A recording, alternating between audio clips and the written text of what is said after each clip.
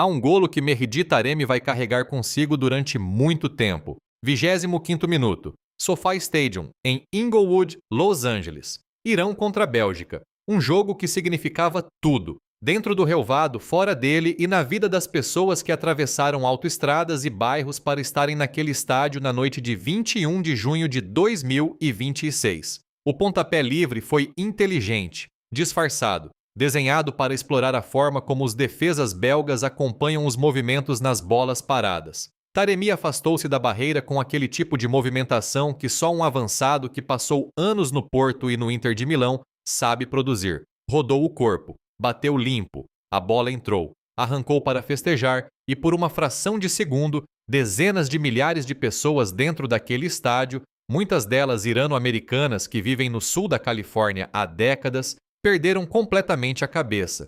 Depois veio a bandeira, depois veio o VAR, depois veio o silêncio.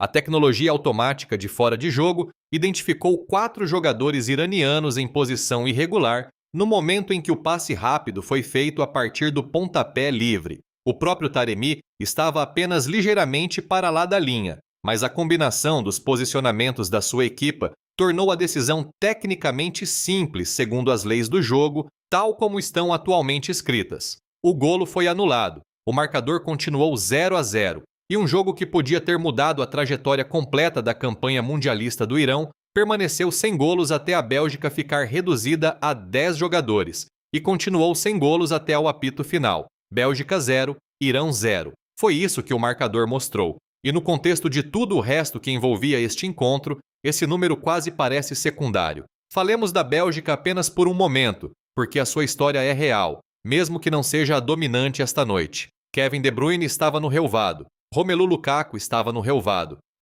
Thibaut Courtois estava na baliza. Esta é uma seleção com talento verdadeiro em todas as posições, entre as mais experientes e tecnicamente dotadas da Europa. Ainda assim, não conseguiu desmontar a organização defensiva do Irão ao longo de 90 minutos, apesar de ter jogado em superioridade numérica nos últimos 24, depois da expulsão de Nathan Goi aos 66 minutos. Lukaku não marcou. De Bruyne criou momentos, mas não golos. O selecionador belga, Rudi Garcia, disse depois que a sua equipa faltou eficácia diante da baliza e que jogou com emoção a mais nos momentos decisivos. É uma avaliação honesta. A Bélgica chegou a este torneio com expectativas e encontra-se agora numa situação em que o seu caminho na fase de grupos deixou de ser simples. Mas, mais uma vez, essa é a história da Bélgica. E a história que merece mais atenção neste estádio esta noite, e francamente, na conversa mais ampla sobre este Mundial,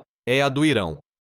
Voltemos ao início, porque o contexto de esta equipa estar sequer em Los Angeles não tem paralelo na história desta competição. O Irão está em guerra com os Estados Unidos. Não é uma disputa comercial, não é um impasse diplomático, não é uma discussão sobre sanções. É um conflito militar que começou a 28 de fevereiro de 2026, quando os Estados Unidos e Israel realizaram ataques aéreos coordenados contra grandes cidades iranianas, incluindo Teherã. O Irão respondeu com ataques com mísseis contra instalações militares norte-americanas em toda a região do Golfo, incluindo locais nos Emirados Árabes Unidos, no Catar e no Bahrein. O conflito provocou vítimas, provocou alarme internacional e levantou uma pergunta que nenhum organismo dirigente do desporto alguma vez tinha sido obrigado a responder. O que acontece quando uma seleção qualificada para o Mundial está em guerra com o país que organiza o torneio?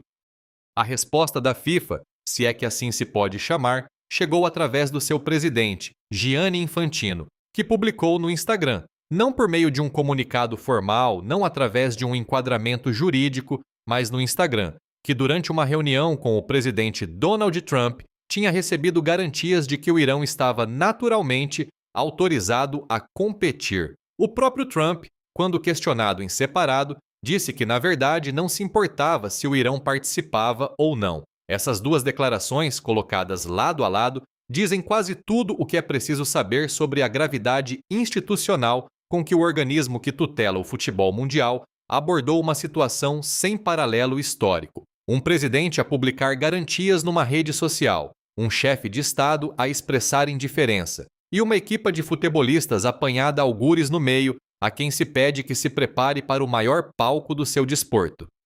O ministro do Desporto do Irão apareceu na televisão estatal no início de março e disse: "Em circunstância alguma podemos participar." 6 palavras. Absoluto. Durante algum tempo pareceu que o Irão se iria retirar. A comunidade internacional do futebol observava com atenção, sabendo que, se o Irão saísse, a reivindicação do torneio de ser o jogo do mundo sofreria um golpe que nenhuma embalagem comercial conseguiria disfarçar facilmente. A solução que acabou por surgir foi um dos acordos logísticos mais extraordinários da história do desporto internacional. O campo base do Irão foi instalado em Tijuana, no México, diretamente a sul da fronteira com a Califórnia. A equipa dorme no México. Nos dias de jogo, atravessa a fronteira internacional para os Estados Unidos, joga futebol no SoFi Stadium em Inglewood e regressa ao sul nessa mesma noite. A presidente do México aceitou o acordo sem condições. A governadora da Baixa Califórnia deu publicamente e calorosamente as boas-vindas à seleção iraniana no seu estado, uma nação mundialista em conflito militar ativo com o principal país anfitrião, a disputar jogos da fase de grupos em Los Angeles, atravessando uma fronteira na manhã de cada encontro e regressando nessa noite. Deixemos isto assentar por um momento. Há 15 responsáveis da Federação de Futebol do Irão, incluindo o presidente e o vice-presidente da federação, foram recusados vistos de entrada nos Estados Unidos. Não estão no SoFi Stadium. As pessoas mais diretamente responsáveis pelo funcionamento administrativo e técnico da campanha mundialista do Irão não podem entrar legalmente no país onde essa campanha está a ser disputada. A federação acusou formalmente o governo dos Estados Unidos de comportamento vingativo. Essa linguagem foi escolhida deliberadamente e usada em público. O papel da FIFA em tudo isto tem gerado críticas persistentes de organizações de direitos humanos, jornalistas e antigos jogadores em vários países. O organismo dirigente foi acusado de dar prioridade à continuidade do torneio e às receitas de transmissão acima do princípio de que todas as nações participantes devem ter igual acesso às condições necessárias para competir de forma justa. A proibição de entrada de cidadãos iranianos nos Estados Unidos, estabelecida por uma ordem executiva da administração Trump em junho de 2025, abriu exceções para atletas, treinadores e pessoal essencial de apoio que viajasse para o Mundial. Mas o efeito prático dessas exceções não foi nem fluido nem consistente. Vários representantes iranianos já tinham visto os seus vistos recusados antes mesmo de o sorteio ser realizado em dezembro de 2025. Quando a federação alegou que toda a cota de bilhetes destinada aos adeptos iranianos tinha sido revogada antes do torneio, retirando-lhe qualquer canal oficial para colocar bilhetes nas mãos dos seus próprios adeptos, a FIFA não emitiu uma resposta pública clara que abordasse diretamente essas alegações. A Federação Internacional de Futebol Associação, que gerou mais de 5 mil milhões de dólares em receitas durante o ciclo anterior de 4 anos e estruturou o torneio de 2026 em 3 países anfitriões como o seu evento maior e comercialmente mais ambicioso de sempre, mostrou-se incapaz ou indisposta a explicar claramente que proteções existiam para uma federação membro a competir nestas condições. Esse silêncio institucional foi assinalado por órgãos de comunicação que vão da Al Jazeera ao LA Times, foi assinalado por associações de jogadores e foi assinalado pelo público global mais amplo que acompanha tudo isto.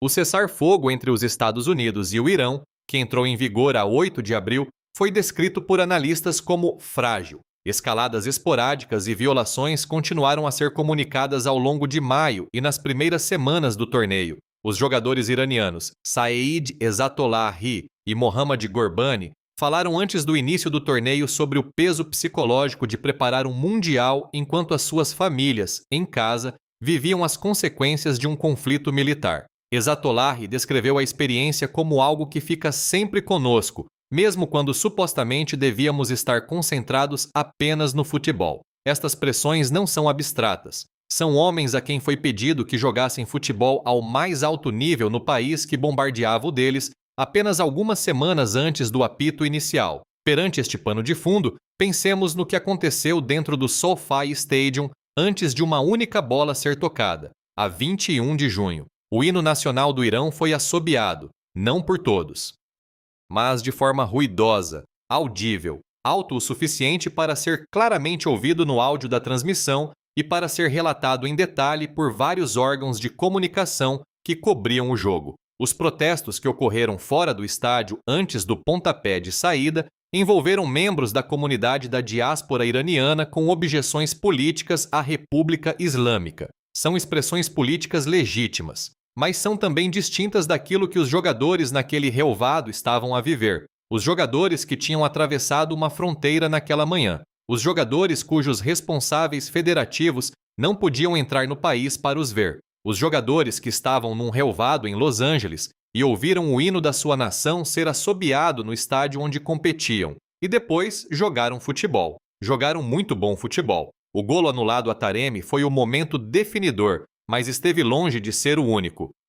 Alireza Beiranvand, que realizou 7 defesas ao longo dos 90 minutos, segundo as estatísticas oficiais do jogo, fez 2 intervenções de verdadeiro nível superior na segunda parte, quando a Bélgica pressionava com crescente desespero em busca do golo. Uma tentativa de um atacante belga a curta distância foi descrita por repórteres no local como uma defesa extraordinária. Shoja Khalilzadeh segurou a organização defensiva do Irão no centro da defesa e absorveu a qualidade dos passes de De Bruyne a partir do meio-campo sem conceder o terreno que a Bélgica podia explorar. A estrutura defensiva iraniana, compacta e disciplinada, dobrou-se repetidamente, mas não quebrou numa segunda parte em que a Bélgica lançou quase tudo o que tinha. O Irão não se limitou a defender e a sobreviver. Competiu, no sentido técnico pleno dessa palavra. Agora juntemos o quadro completo da posição do Irão neste grupo depois de 2 jogos.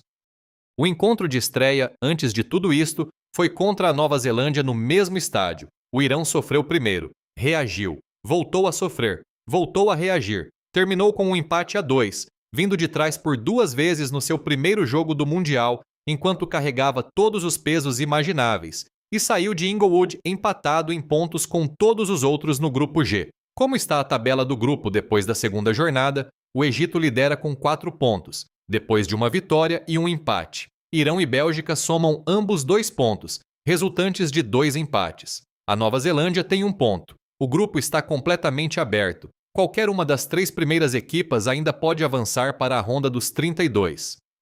O último jogo do Irão na fase de grupos é contra o Egito, uma equipa que também luta pelo seu lugar nas fases a eliminar, que chega a esse encontro com qualidade real, com o peso continental do futebol africano atrás de si e com a sua própria experiência complicada de navegar as pressões políticas e logísticas deste torneio em particular. A matemática é simples. Se o Irão vencer o Egito a 26 de junho, avança para a ronda dos 32 pela primeira vez na história mundialista do país. 7 torneios anteriores, 7 eliminações na fase de grupos. O 8º pode ser diferente, é genuinamente possível, não como esperança ou sentimento, mas como uma probabilidade futebolística real, sustentada pela evidência de 2 jogos em que enfrentou adversários fortes e não perdeu. O treinador Amir Galenoei foi descrito em várias análises antes e durante o torneio como o líder de um plantel estruturalmente inteligente e resiliente, capaz de maximizar aquilo que tem.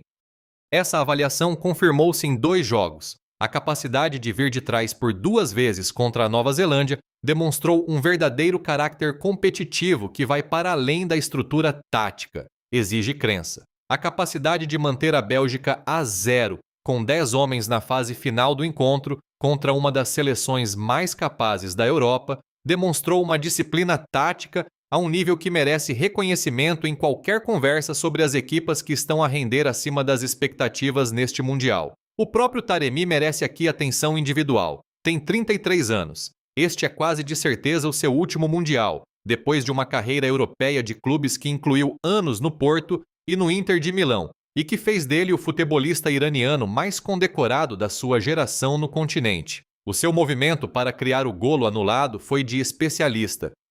A forma como se afastou da barreira, a posição do corpo na rotação, o contacto limpo e a finalização. Estes são os detalhes mecânicos de um jogador no pico do refinamento técnico, mesmo que o pico físico já tenha ficado para trás. A sua capacidade de ligar o jogo e fixar a linha defensiva dos 4 defesas belgas, libertando os colegas que atacavam a profundidade, foi a base de tudo o que o Irão tentou construir no ataque. Antes deste jogo, uma grande antevisão descreveu-o como o ponto focal letal de um jogo de transição que prospera sob pressão de elite. Essa descrição parece correta depois de 2 encontros. A situação do VR também merece um tratamento honesto, porque a narrativa de que o Irão foi roubado é tentadora, mas não é rigorosa. O golo anulado, por doloroso que tenha sido, parece ter sido corretamente invalidado segundo as leis do jogo, tal como são atualmente aplicadas.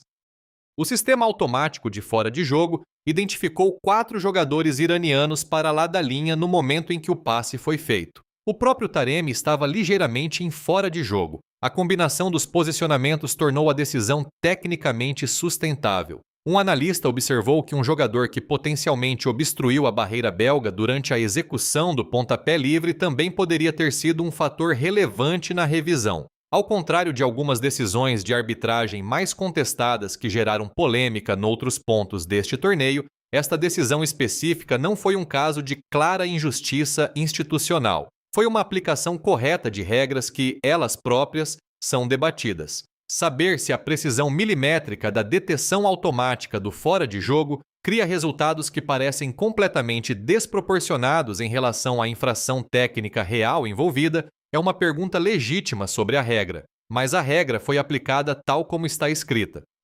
Uma decisão correta e uma decisão devastadora podem ser a mesma coisa ao mesmo tempo. Há uma conversa arbitral mais ampla a atravessar este torneio, e a experiência do Irão neste jogo cruza-se com ela. A transparência com que as decisões do VAR são comunicadas publicamente, a inconsistência na aplicação das leis sobre obstrução de jogadores e posicionamento em pontapés livres em diferentes jogos do mesmo torneio, e a percepção, entre várias federações nacionais, de que os critérios de arbitragem não estão a ser aplicados de forma uniforme. Estas não são preocupações novas, mas têm ressurgido repetidamente desde a semana de abertura da edição de 2026. O Irão também tinha um caso forte para um cartão vermelho antes daquele que acabou por surgir. A falta de Nathan Goi sobre Taremi aos 66 minutos negou aquilo que foi amplamente descrito como uma oportunidade clara de golo. O cartão foi mostrado.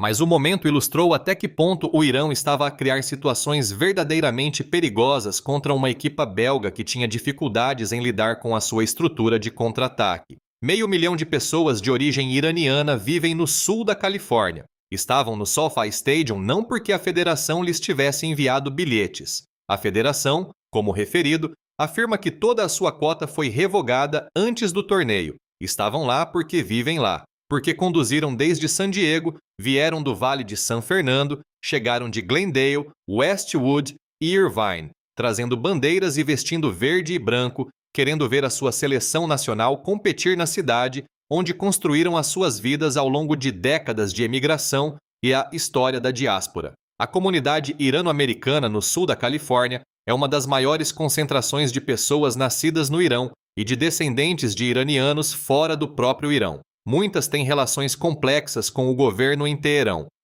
Muitas têm familiares dentro do Irão a viver o conflito atual. Todas estavam naquele estádio a ver o mesmo jogo. Os protestos fora do SoFi Stadium antes do pontapé de saída, envolvendo membros dessa mesma comunidade da diáspora com objeções políticas ao atual governo iraniano, foram uma expressão visível das camadas deste momento para quem o estava a viver. O mundo vê o resultado. As pessoas no parque de estacionamento e nas bancadas carregam todo o peso do que ele significa. O selecionador do Irão, nos seus comentários antes do jogo, disse que esta equipa representa todos os iranianos, onde quer que vivam, dentro do país ou como parte da diáspora no estrangeiro. Disse que o futebol pode unir pessoas de diferentes origens. Disse que vieram a este Mundial para levar alegria aos iranianos onde quer que estejam. Essas palavras foram ditas por um homem que depois caminhou até a linha lateral de um estádio em Los Angeles e orientou a sua equipa num jogo que decorreu exatamente sob as condições que essas palavras descreviam. O hino assobiado, o golo anulado, o 0-0 e uma multidão de milhares a aplaudir apesar de tudo. O que este Mundial produziu na história da participação do Irão é algo que os organizadores do torneio, os seus parceiros comerciais e o seu organismo dirigente quase certamente não anteciparam e não estão totalmente preparados para enfrentar. A interseção entre um conflito armado ativo, a infraestrutura de imigração e vistos de um país anfitrião, o interesse institucional da FIFA em manter um quadro completo no torneio e a qualidade desportiva genuína de uma equipa que compete em condições para as quais nenhum regulamento foi escrito. Tudo isso faz agora parte permanente do registro do Mundial de 2026. Os futuros historiadores do jogo escreverão sobre isto. Os futuros jogadores que crescerem no Irão saberão que os seus antecessores disputaram 2 jogos em Los Angeles no verão de 2026, atravessando a fronteira a partir do México na manhã do dia de jogo, e seguraram a Bélgica num 0-0 com 10 homens. Vem aí Irão contra Egito, 26 de junho. Esse jogo será o último encontro da fase de grupos para ambas as nações. Será disputado com a qualificação para as fases a eliminar em jogo para os 2 lados. Será jogado por uma equipa que atravessou uma fronteira internacional nas manhãs dos seus 2 jogos anteriores e que está preparada para o fazer uma terceira vez. Será visto por comunidades iranianas por todos os Estados Unidos, em Los Angeles, em Houston, em Nova York, em cada cidade onde a diáspora iraniana se instalou, por uma audiência global que tem prestado mais atenção a esta equipa do que a quase qualquer outra no torneio, e por pessoas dentro do Irão que estarão a ver futebol jogado pela sua seleção nacional no país que as bombardeou 4 meses antes. O Egito entrará nesse jogo como líder do grupo. A sua forma tem sido consistente, a sua organização defensiva é sólida. O encontro será tecnicamente exigente e emocionalmente carregado de uma forma que a maioria dos jogos decisivos da fase de grupos simplesmente não é. Taremi vai jogar, Beiranvand estará na baliza, Khalilzadeh organizará a defesa, Galenoei terá preparado uma estrutura desenhada para explorar qualquer espaço que o Egito permita na transição. Se o Irão avançar, será o resultado de qualificação mais carregado política e emocionalmente na história do Mundial. Não apenas pelo futebol, embora o futebol seja real e mereça crédito, mas por tudo o que o rodeou: a guerra, o campo base em Tijuana, os dirigentes impedidos, a cota de bilhetes revogada, o hino assobiado, o golo anulado, o 0-0 contra a Bélgica, tudo isso a conduzir a um único jogo final do grupo contra o Egito, com um lugar na ronda dos 32 como prêmio. O mundo do futebol está atento, e deve estar.